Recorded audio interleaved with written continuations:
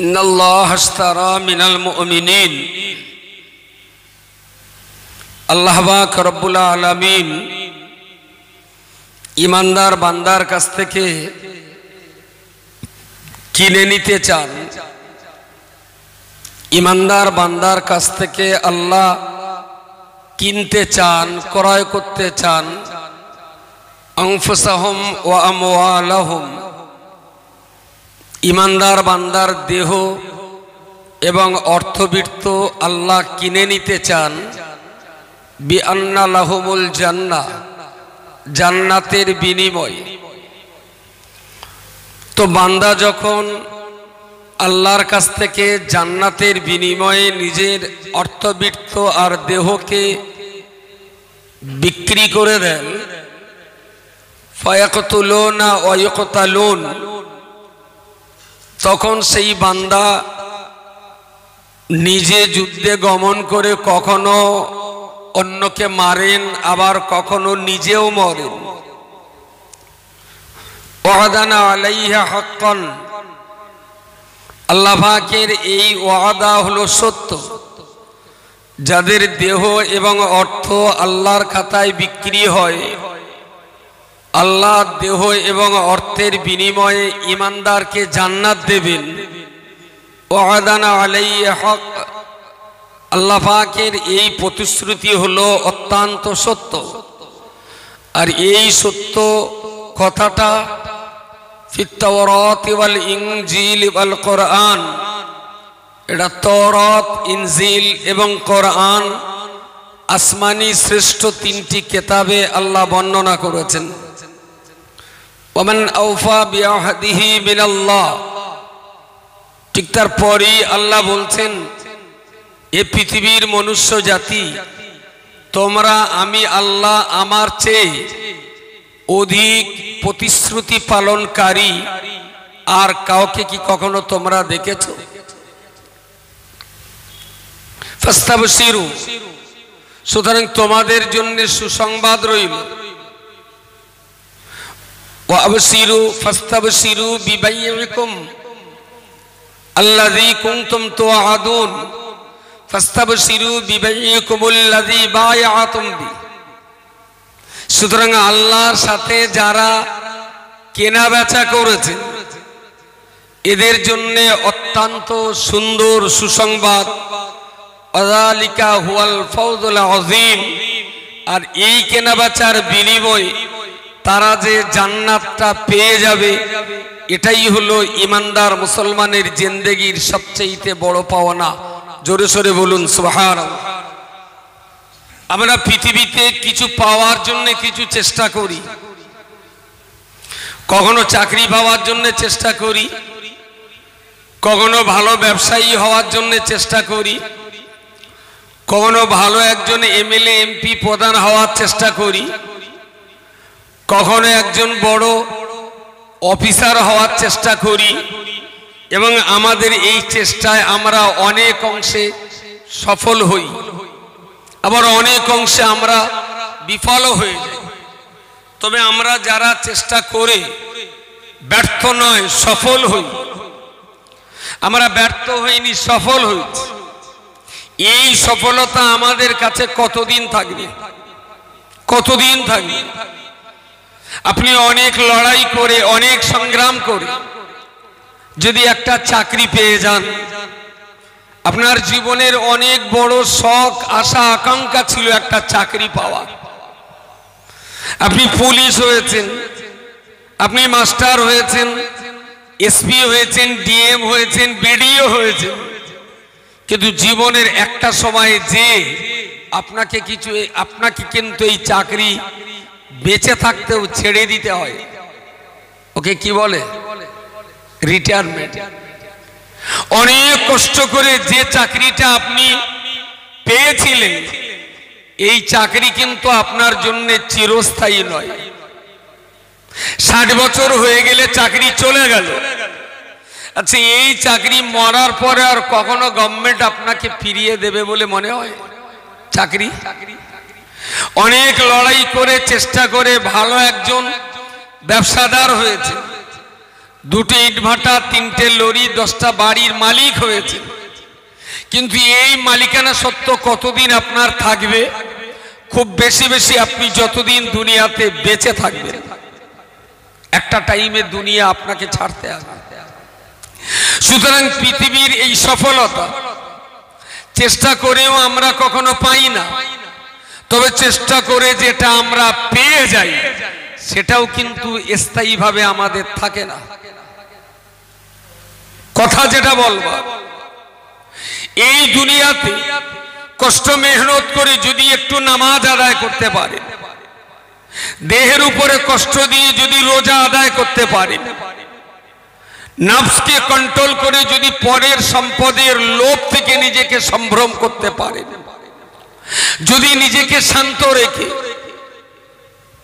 অন্যের সম্পত্তির প্রতি আপনি লোভ না করতে পারেন, তাহলে ফাদখুলি ফি ইবাদি ওয়াদখুলি জান্নাতি। আল্লাহ বলেছেন, বান্দা যারা দুনিয়াতে আমার ইবাদতের ঘরে প্রবেশ করেছেন, আমি আল্লাহ তাদেরকে আমার জান্নাতের ঘরে প্রবেশ করাবার ওয়াদা করলাম। বলুন সুবহানাল্লাহ। আমরা পৃথিবীতে দেখছি অনেক জমিদার, অনেক কোটিপতি, তাদের দেহ আমাদের চেয়ে অনেক ভালো, অর্থবিত্ত আমাদের চেয়ে অনেক বেশি। আচ্ছা, এখনই ভারতবর্ষের 17-18টা কোম্পানি যারা গোটা দেশ চালাচ্ছে, আদানি তার ভিতরে একজন। এই আদানি কোম্পানির মালিক যদি বলে যে আমার জিন্দেগিতে রোজগার করা সমস্ত টাকা আল্লাহকে দিয়ে দিলাম, বিনিময়ে আল্লাহ কি আদানি কোম্পানির কাছে জান্নাত বিক্রি করবেন? জোরে বলেন। কারণ ইমানদার। বাহ, আল্লাহ পাক রব্বুল আলামিন ইমানদারের কতটা মূল্য তিনি দিয়েছেন। আপনি গরিব হতে পারেন, আপনার টাকা কম থাকতে পারে, আপনি অসহায় পথের মিসকিন কিংবা ভিখারি হতে পারেন, দেখতে আপনার ভালো নাই বা হতে পারে, গায়ের জামা কাপড় দামি নাই বা হতে পারে, পায়ে আপনার দামি চপ্পল নাই বা থাকতে পারে, আপনার ঘর বাড়ি বিল্ডিং বালা ভানা অনেক দামি পাথর দিয়ে সাজানো গোছানো নাই বা হতে পারে, কিন্তু বান্দা মনে রাখতে হবে, আপনার কলিজার ভিতরে যদি লা ইলাহা ইল্লাল্লাহ মুহাম্মাদুর রাসূলুল্লাহ ঈমান যদি আপনার ভিতরে থেকে থাকে, তাহলে আপনি কতটা ধনী, তাহলে আপনি কতটা সম্মানী, তাহলে আপনি কত দামি, তাহলে আপনি কত মানি, এটা অবশ্যই আপনাকে জানতে হবে। অর্থবিত্ত আপনার নাইবা থাকতে পারে, ঘরবাড়ি জমিদারি আপনার নাইবা থাকতে পারে, জমি জায়গা অট্টালিকা নাইবা থাকতে পারে, বিশাল ব্যবসা বাণিজ্যের মধ্য দিয়ে কোটিপতি আপনি নাইবা হতে পারেন, কিন্তু বান্দা মনে রাখতে হবে, আপনার দেহের ভিতরে, আপনার কলবের ভিতরে আল্লাহর একত্ববাদের এই বিশ্বাস যদি আপনি রাখতে পারেন, তাহলে আমার আল্লাহ পাক রব্বুল আলামিন যে জান্নাত আদানির কাছে বিক্রি করতে আল্লাহ রাজি নয়, সেই জান্নাত আপনার মতো গরিব মিসকিন বান্দার কাছে বিক্রি করতে রাজি আছেন। আসলে যদি আপনি ইমানদার হন, ইমানদার যদি হন, তাহলে আপনার যা 10টা টাকা আছে ওটা আল্লাহর কাছে খুব প্রিয়। যা ভাঙাচোরা দেহ আপনার আছে, ও দেহটাও আল্লাহর কাছে অনেক দামি। কিন্তু ভিতরে ঈমান যদি না থেকে থাকে, আপনার না দেহের দাম আছে, না আপনার রোজগার করা অর্থবিত্তের দাম আছে। প্রিয় শ্রোতা মণ্ডলী, বলে রাখুন, আমি আপনাকে বলতে চাইছি, নবী ইব্রাহিম খলিলুল্লাহ আলাইহিস সালাম তিনি তো শুধু ঈমানদার নন, বরং তিনি মানুষকে ঈমানের কলমা পড়াবার জন্য আল্লাহ পাক তাকে নবুয়ত দান করেছিলেন। নবী ইব্রাহিম খলিলুল্লাহ আলাইহিস সালাম নমরুদের রাজত্বকালে তিনি জন্মগ্রহণ করেছিলেন। ওগো বান্দা, মনে রাখতে হবে, বিল্লাতা আবিকুম ইব্রাহিম হুয়া সাম্মাকুমুল মুসলিমিন। কেন আল্লাহ বললেন ইব্রাহিমকে জাতির পিতা, জাতির জনক? ইব্রাহিম খলিলুল্লাহ হুয়া সাম্মাকুমুল মুসলিমিন, তিনি পৃথিবী পৃথিবীর প্রথম ব্যক্তিত্ব যিনি ইসলাম মাননেওয়ালাদেরকে মুসলমান নাম ধরে ডেকেছিলেন। একটু লাহলা বলে সুবহানাল্লাহ পড়বে। তখন ঘুমোচ্ছিলেন, স্বপ্ন দেখছিলেন? একটু জোরে সুবহানাল্লাহ বলে। আমার নাম রেখেছিলেন আমার আব্বা আব্দুল মাতিন, মুফতি সাহেবের নাম রেখেছিলেন আব্দুল কাইয়ুম। কিন্তু গোটা জাতির নাম যে মুসলিম জাতি, এই নামটা কে রেখেছিলেন? জোরে বলেন কে? ওয়াসাম্মাকুমুল মুসলিমিন। ইব্রাহিম খলিলুল্লাহ তিনি প্রথম ইসলাম মাননেওয়ালাদেরকে মুসলিম নামে আখ্যায়িত করেছিলেন। সুবহানাল্লাহ। তার আগে ইসলাম মাননেওয়ালাদের মুসলিম বলা হতো না, বলা হতো দ্বীনে হানিফ মাননেওয়ালা। বা সেদিন এই দিনটা, আজকে যে দিনটাকে আমরা ইসলাম বলছি, এই দিনটাকে সেদিন বলা হতো দ্বীনে হানিফ। দ্বীনে হানিফ পবিত্র ধর্ম। ইব্রাহিম খলিলুল্লাহ আলাইহিস সালাম, আল্লাহ পাক রব্বুল আলামিন তাকে এমন একটা রাজত্বে পাঠিয়েছিলেন যে রাজত্বে পুত্র সন্তানের হত্যা করাটার হুকুম ছিল। নমরুদের রাজত্বে যখন পুত্র সন্তানদের হত্যা করার ফরমান জারি ছিল, ওই রকম একটা রাজত্বের মাঝখানে নবী ইব্রাহিম খলিলুল্লাহকে আল্লাহ পাঠিয়ে দিলেন ওই অত্যাচারী শাসকের অত্যাচার থেকে নিজের পুত্র সন্তানকে হেফাজত করার জন্য। নবী ইব্রাহিম খলিলুল্লাহর মা কান্নায় ভেঙে পড়লেন, আমার কলিজার টুকরা সন্তান পুত্র হয়েছে, এ সন্তান কি একটু পরেই তো রাজদরবারের পুলিশ এসে আমার সন্তানকে হত্যা করে দেবে। সেই যুগে পুরুষদের হত্যা করা হতো, ছেলেদের শিশু ছেলেদের হত্যা করা হতো, শিশু মেয়েদেরকে বাঁচিয়ে রাখা হতো। কেন রাখা হতো, কেন মারা হতো? একটা ছেলে নমরুদের রক্ত কেড়ে নেবে। ফেরাউনের যুগে যেমন আইন ছিল, একই আইন নমরুদের মতো। মা তো মা, কোন মা স্বেচ্ছায় কোন সন্তানকে জল্লাদের হাতে তুলে দিতে। আমি জানি যে গাড়ির ব্যাটারি মাটিতে রাখলে একটু সেল বসে যায়, কিন্তু জ্যান্ত ব্যাটারি মাটিতে বসলে যে সেল বসে এটা আমার জানা ছিল না। ব্যাটারি মাটিতে রাখলে একটু সেল বসে যায়। প্রিয় শ্রোতা মণ্ডলী, ইব্রাহিম খলিলুল্লাহর আম্মার বাড়ি যখন পুলিশ হামলা করলো, সন্তানকে কোথায় লুকাবেন, সন্তানকে কোথায় লুকাবেন, কি করে সন্তানকে বাঁচানো যাবে? সামনে চুলায় উনানে রান্না হচ্ছিল, জ্বলন্ত চুলার উপর থেকে হাঁড়িটা নামিয়ে দিয়ে ইব্রাহিম খলিলুল্লাহর আম্মা জান ইব্রাহিম খলিলুল্লাহকে ধরে ওই জ্বলন্ত চুলার সামনে এসে বললেন, হে আমার সৃষ্টিকর্তা, আমার ইব্রাহিমের মালিক যিনি, আমার মালিকও তিনি, আমি আপনার কাছে ফরিয়াদ করে বলছি, আমার কলিজার টুকরা সন্তানকে দুশমনেরা হত্যা করবে, আমি মা সহ্য করতে পারি না। তাই আমার সন্তানের সুরক্ষা দেওয়ার জন্য যে আগুন মানুষকে জ্বালিয়ে পুড়িয়ে সারকার করে দেবে, আমি আমার সন্তানটাকে সুরক্ষা দেওয়ার জন্য জ্বলন্ত চুলার ভিতরে আমার সন্তানকে আড়াল করছি। হে ইব্রাহিমের মালিক, হে আমার মালিক, আমার সন্তানের সুরক্ষার জন্য এই জ্বলন্ত চুলার ভিতরে আমার সন্তানকে দিয়ে দিলাম। মালিক, আগুনের হাত থেকে তুমি আমার সন্তানটাকে সুরক্ষা দিও। চুলোর ভিতরে ইব্রাহিম নবীকে জ্বলন্ত চুলায় ফেলে দিলেন, উপরে হাঁড়ি আবার চাপিয়ে দেওয়া হলো। নমরুদের পুলিশ চলে গেল। বাচ্চা সন্তানের সন্ধান করতে করতে কোথাও যখন পাওয়া গেল না, ওরা ভাবলো তাহলে বাচ্চা নিশ্চয়ই আগের পুলিশ কেউ নিয়ে গেছে। পুলিশ যখন চলে গেল, বাচ্চার সন্ধান পেল না।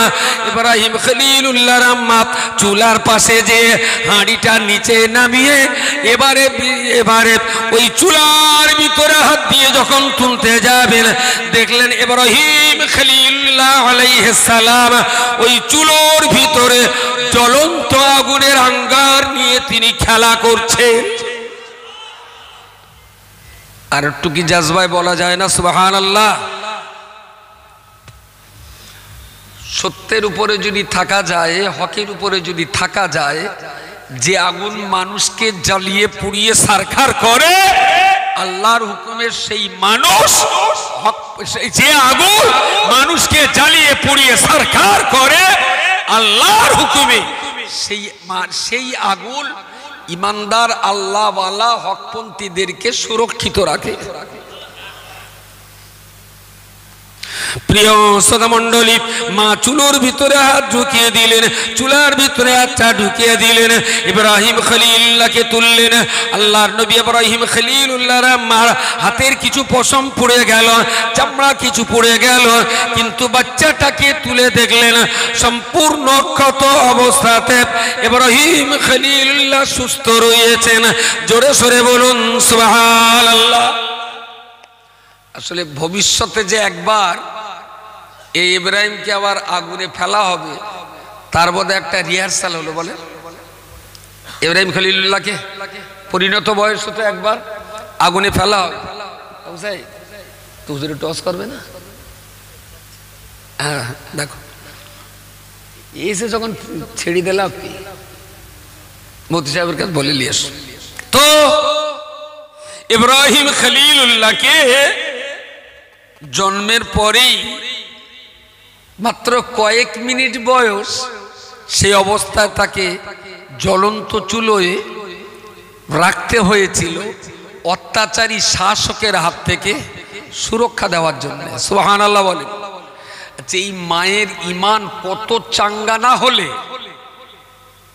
কত চাঙ্গা না হলে জ্বলন্ত চুলোয় আল্লাহর উপরে ভরসা করে নিজের বাচ্চাটাকে অত্যাচারী শাসকের হাত থেকে সুরক্ষা দেওয়ার জন্য জ্বলন্ত চুলোর আগুনে একটা মা তার সন্তানকে রাখতে পারে।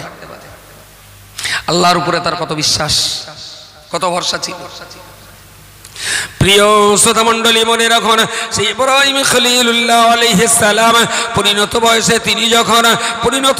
তিনি যখন নবুয়তের জিম্মাদারি নিয়ে ইসলামের কলমার কথা প্রচার করছেন, লা ইলাহা ইল্লাল্লাহ, ইব্রাহিম খলিলুল্লাহ নমরুদের রাজত্বে এই কথাটা বিস্ফোরণের মতন দাউ দাউ করে জ্বলতে লাগলো। অনেক ঘটনার পরেতে নমরুদ যখন কোন মতি ইব্রাহিম আলাইহিস সালামের দ্বীনের প্রচার যখন রোধ করতে পারিনি, কোন মতি যখন আটকাতে পারল না, তখন ইব্রাহিম খলিলুল্লাহকে বন্দী করে অনেক রকম ভাবে শাসানো হলো। ইব্রাহিম, তুমি তোমার দিনটা ছেড়ে দাও, লা ইলাহা ইল্লা নমরুদ এ কথা তুমি যদি প্রচার করো, তোমাকে অনেক বড় সিংহাসনে বসতে দেওয়া হবে। তুমি এটাই বলবে নমরুদ ছাড়া কোনো আল্লাহ নাই, এটা তোমাকে বলতে হবে। তাহলে আমরা তোমাকে অনেক বড় সম্মানের জায়গা দেব। ইব্রাহিম খলিলুল্লাহ আলাইহিস সালাম নবুয়তের জিম্মাদারি নিয়ে তিনি মরতে রাজি, কিন্তু নমরুদকে তিনি আল্লাহ বলতে কখনো রাজি নন। শেষমেশ ঠিক হলো পুড়িয়ে মারা হবে, পুড়িয়ে মারা হবে। বিশাল অগ্নিচুল্লি তৈরি করা হলো, যে অগ্নিচুল্লির আগুন 10-12 কিলোমিটার দূর থেকেও দেখা যাচ্ছিল অগ্নিশিখা। কত কুইন্টাল কাঠ জ্বালাতে হতে পারে তাহলে? যেখানে এই বিরাট অগ্নিচুল্লি তৈরি করা হলো, তারই একটু দূরে বিরাট উঁচু একটা টাওয়ার বানানো হলো, কাঠের টাওয়ার তৈরি করা হলো, যেখান থেকে ইব্রাহিম খলিলুল্লাহকে ওই আগুনের উপরে ছুঁড়ে ফেলা হবে।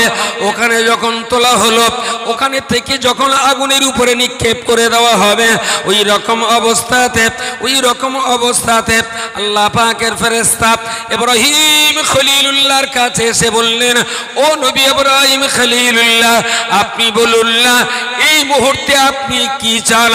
আপনি যেটাই চাইবেন আল্লাহ পাক আপনার জন্য সেটাই করে দেবে। যদি বলেন বৃষ্টি, বাদলা, ঝড়, ঝঞ্ঝা, সাইক্লোন, ভূমিকম্প, যা দিতে বলবেন তাই দিয়ে নমরুদের রাজত্ব থেকে একদম সরকার করে ছাড়া হবে। কি চান? ইব্রাহিম খলিলুল্লাহ বললেন, আমি কোনো অন্ধ আল্লাহর ইবাদত করি না। সুবহানাল্লাহ বলেন, আরো জোরে বলেন। আমার এই হালাত অবস্থা সবকিছু তো আমার আল্লাহ দেখছেন, আল্লাহ সবই দেখছেন। এর পরেও আল্লাহ যদি মনে করেন, ইচ্ছা করেও এই আগুনে আমাকে পুড়িয়ে মেরে আমার আল্লাহ সন্তুষ্ট হবে, আমি ইব্রাহিম আমার আল্লাহকে সন্তুষ্ট করার জন্য এই আগুনে পুড়ে মরতেই রাজি আছি। সুবহানাল্লাহ বলেন। আমি আল্লাহর কাছে চাইতে পারবো না, আল্লাহ তো সব জানেন, সবই দেখছেন। এখন যদি চাই আর আল্লাহ যদি ভাবেন যে আমার ইব্রাহিম তো জানে, ইন্নাল্লাহু আলিমুম বিজাতিস সুদূর সামিউম বাসীর, সবকিছু দেখেন, সবকিছু শোনেন।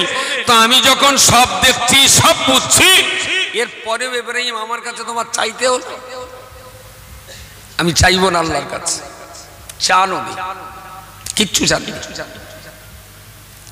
নবী ইব্রাহিম খলিলুল্লাহ আলাইহিস সালামকে সেই অবস্থায় যখন আগুনে নিক্ষেপ করা হবে, ফেরেশতারা বারংবার বলার পরে উনি কোনো রকম কোনো দাবি দাবা কিছুই পেশ করেননি। ওনাকে যখন জ্বলন্ত আগুনের উপরে ফেলে দেওয়া হলো, নবী ইব্রাহিম খলিলুল্লাহকে উপর থেকে যখন আগুনে নিক্ষেপ করা হলো, উপরের উপর থেকে চরকা থেকে যখন ইব্রাহিম শূন্য মার্গে আমার আল্লাহর হুকুম হয়ে গেল, কুলনা ইয়া নারু কুনি বারদাও ওয়া সালামান আলা ইব্রাহিম।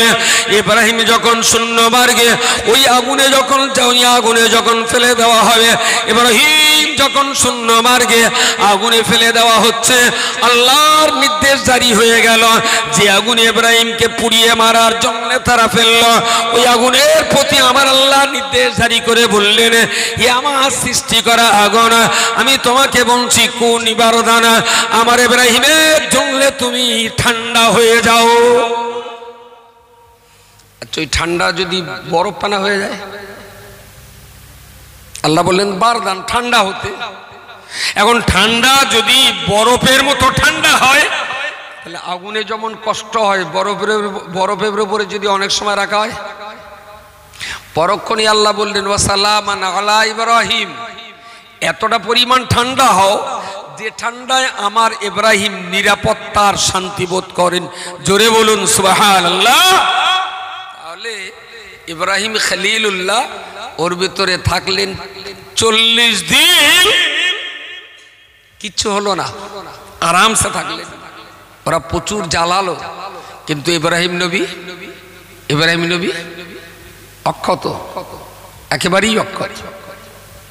প্রিয় শ্রোতা মণ্ডলী, মনে রাখুন, আজ থেকে 26 বছর পূর্বে মুফতি আব্দুল কাইয়ুম সাহেব মুফতি সাহেবের উপর দিয়ে যে বিরাট ঝড় ঝঞ্ঝা বয়ে গেছে, আমি একেবারেই বাড়ির মানুষ হিসাবে অত্যন্ত বাচ্চা বয়স থেকে এই ঝড় ঝঞ্ঝা যেমন আমার ছোট্ট বয়স থেকে মরহুম আব্বার উপর দিয়ে চলত, তারপরে মুফতি সাহেব যখন হাল ধরতে শিখলেন, তার উপরে যে ঝড় আজ থেকে কম বেশি 25-26 বছর আগে থেকে যে বিরাট ঝড় ঝঞ্ঝা শুরু হলো, এই ঝড় ঝঞ্ঝার মোকাবেলায় আল্লাহ পাকের রহমত ইব্রাহিম খলিলুল্লাহর উপরে যেমনটা ছিল, সেই রহমত যদি মুফতি সাহেবের উপরে না থাকতো, তাহলে এ যুগের ফেরাউন আর নমরুদদের কাছে মুফতি সাহেবের অস্তিত্ব এতদিন শেষ হয়ে যাওয়ার কথা, মুফতি সাহেবের অস্তিত্ব বিলীন হয়ে যাওয়ার কথা।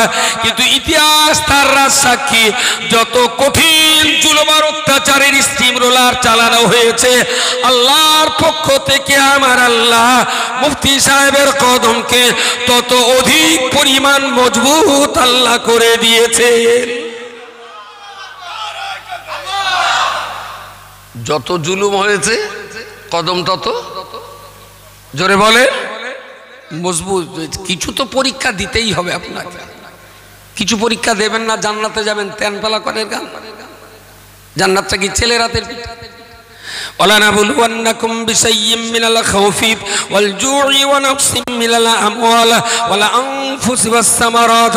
আল্লাহ পাক রব্বুল আলামিন কোরআন শরীফের ভিতরে বলেছেন, ولنبلونكم بشيء من الخوف والجوع ونقص من الأموال والأنفس والثمرات। ও বান্দা, মনে রেখো, আমি আল্লাহ আমার জান্নাতে যারা প্রবেশ করবে, দুনিয়ার জীবনে তাদের 5টা পরীক্ষার জাতা কলে আষ্টে পৃষ্ঠে তাদের পেশাই করা হবে, 5টা জাতা কলে তাদের পরীক্ষা নেওয়া হবে। 1 নম্বর হলো ভয়, ওয়ালানাবলুয়ান্নাকুম বিশাইইম মিনাল খাউফি, 1 নম্বর হলো ভয়। ও বান্দা, মনে রাখতে হবে।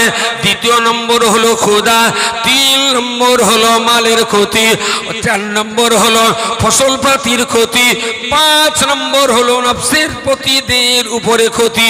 ও আল্লাহর বান্দা মনে রাখো না, আমার জানামতে আমার দৃষ্টিভঙ্গিতে মুফতি সাহেবের উপর দিয়ে এই পাঁচটা পরীক্ষা একবার নয় বহুবার তার উপর দিয়ে এই পরীক্ষার স্টিম রুলার চলার পরে আল্লাহ পাক যেমন পরীক্ষা নিয়েছেন অত্যন্ত ধৈর্যের সঙ্গে, অত্যন্ত ঠান্ডা মাথায় সেই ধৈর্য আর সবরের মোকাবেলা করেছেন বলি আল্লাহ পাক রব্বুল আলামিন দুনিয়ার জীবন জিন্দেগিতে ৮৬টা মাদ্রাসা বা আপনার ১৬টা গার্লস ক্যাম্পাস, ২৫৬টা কেরালা মডেল ইসলামিক স্কুল আর সমস্ত প্রতিষ্ঠানগুলোর মা হিসাবে যদি বলতে হয় জামিয়া রহমানিয়ার মতো এই বিরাট জান্নাতি পরিবেশের এত বড় একটা ইদারা, একটা প্রতিষ্ঠানের সর্বময় কর্তা হিসাবে আল্লাহ মুফতি সাহেবের উপরে দায়িত্ব চাপিয়ে দিয়েছেন।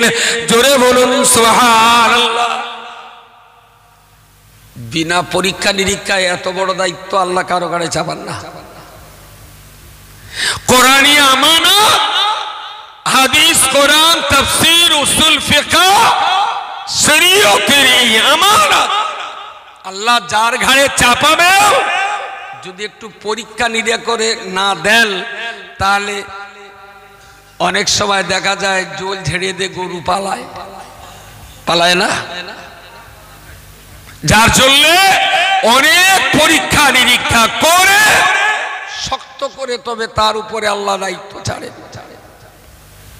প্রিয় শ্রোতা মণ্ডলী, আমি শুরুতেই যে কথাটা বলেছিলাম, ইমানদার মুসলমান যারা ওরা যদি ওদের দেহ আর ওদের অর্থবিত্ত আল্লাহর খাতায় যদি বিক্রি করতে পারেন, আল্লাহ পাক রব্বুল আলামিন তাদের কাছে জান্নাত বিক্রি করার জন্য আমার আল্লাহ ওয়াদা করেছেন।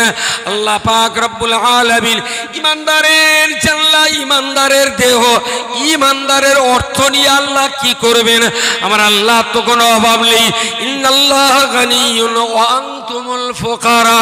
আল্লাহ পাক হলেন মালদার, আর গোটা দুনিয়া যা তার সৃষ্টি জগতে আমরা আছি আমরা সবাই তো ভিখারি, ভিক্ষুক ভিখারি। ইন্নাল্লাহ গানিয়ুন, আল্লাহ একাই হলেন মালদার, আর সৃষ্টি জগতে আমরা যা আছি আমরা সবাই হলেন তার মুহতাজ, তার মুখাপেক্ষী। আল্লাহ পাক আমার অর্থ নিয়ে কি করবেন? আল্লাহ পাক আমার জীবন নিয়ে কি করবেন? আসলে ব্যাপারটা তা না। ইমানদার বান্দা দিগকে জান্নাত দেওয়া, আল্লাহ পাক জান্নাত দেবেন। তাই জান্নাতটা খালি খালি যদি দেওয়া হয় তাহলে মুসলমান ওই জান্নাতের মূল্য বুঝবে না। জান্নাত যদি সরাসরি দিয়ে দেওয়া হয় ইমানদার মুসলমান ওই জান্নাতের মূল্য বুঝবে না। বুঝতে পারেননি? আসলে ছেলে পিলে বাপের কাছে অনেক কিছু চায়, বাপ সব দেয় না। ছেলে ভাবে আব্বা বোধহয় আমার উপরে হিংসা করছে, আসলে বাপ ভাবে ও তো এখন ম্যাচিওর্ড হয়নি, এইসব জিনিস ওর হাতে দিলেও বুঝবে না, ক্ষতি করবে, তাই না? এই জন্য সন্তানের উপরে বাবা দায়িত্ব ছাড়ার আগে অনেক কিছু বুঝে সুঝে তবে দায়িত্ব ছাড়ে, অনেক কিছু বুঝে সুঝে। আমার আল্লাহ পাক রব্বুল আলামিন যদি জান্নাতটা একেবারেই সহজে দিয়ে দেন তাহলে এই জান্নাতের মূল্য ইমানদার বুঝবে না, এই জান্নাতের গুরুত্ব ইমানদারের কাছে থাকবে না। তাই আল্লাহ পাক রব্বুল আলামিন ইমানদার বান্দাদের বলেছেন, বান্দারে ফাযকুরুনি আযকুরুকুম, তোমরা যদি আমার স্মরণ করতে পারো আমি আল্লাহ তোমাদের স্মরণ করব। ওয়াশকুরুলি ওয়ালা তাকফুরুন, বান্দা আমার শুকরিয়া আদায় করো, জীবনে মরণে কোনো দিনের জন্য যেন আমি আল্লাহর সঙ্গে তুমি কখনো কুফরি করবে না। জোরে বলুন সুবহানাল্লাহ। আল্লাহর বান্দা বলতে চাইছি, আল্লাহর কাছে আমাদের অর্থবিত্ত আর দেহ যদি আমরা বিক্রি করতে পারি আল্লাহ পাক রব্বুল আলামিন তার জান্নাত আমাদিগকে দেওয়ার প্রতিশ্রুতি দিয়েছেন। ওমান আওফা বিআহদিহি মিনাল্লাহ, আল্লাহ বলেছেন আমার চাইতে প্রতিশ্রুতি বেশি পূরণকারী আর কেউ আছে? আল্লাহ জিজ্ঞেস করেছেন, আপনার উত্তর কি হবে? আল্লাহর চাইতে বেশি প্রতিশ্রুতি পালনকারী আর কেউ? তাহলে যে আল্লাহ ইন্নাল্লাহ লা ইউখলিফুল মিয়াদ, যে আল্লাহর প্রতিশ্রুতি ওয়াদা কোনো দিনের জন্য ভঙ্গ হয় না। সে আল্লাহ বলেছেন বান্দার অর্থবিত্ত আর দেহ যদি আমার খাতায় দেন তাহলে আমিও আমার জান্নাত বান্দার জন্য লিপিবদ্ধ করে দিলাম। আরো একবার বলুন সুবহানাল্লাহ।